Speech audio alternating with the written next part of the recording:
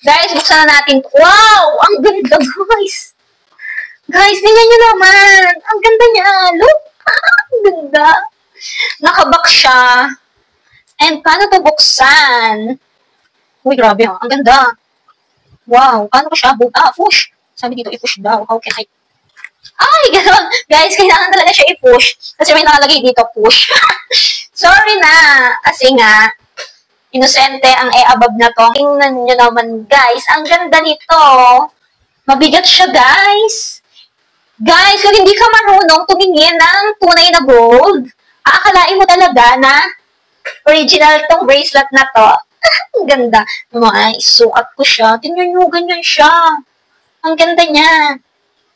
Kung medyo chubby ka nga, kakasya to sa'yo. And even kung payat ka, nakatulad ko, payat yung ganitong lagay ng bracelet.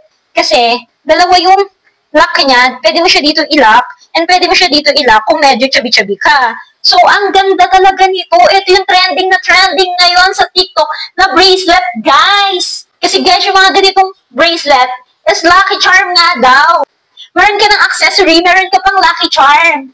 Meron nga po pala itong iba't ibang color, guys. And eto nga pong pinili ko is gold kasi nga gold lover ang above na to. Huy, simula na nagtrabaho at natuto mag-appraise ng gold.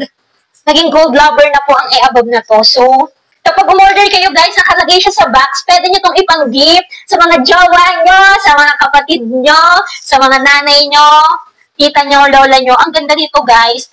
Any occasion, pwede mo itong gamitin. B, ang social niyang itsura niya, ang elegant po ng itsura niya. Masasabi ko talaga maganda siya and babagay siya kahit saan okasyon pwede mo itong gamitin. Kung gusto mo ng ganito, ilalagay ko po ang link nito sa akin yellow basket. Yun lang po. Thank you for watching. Bye!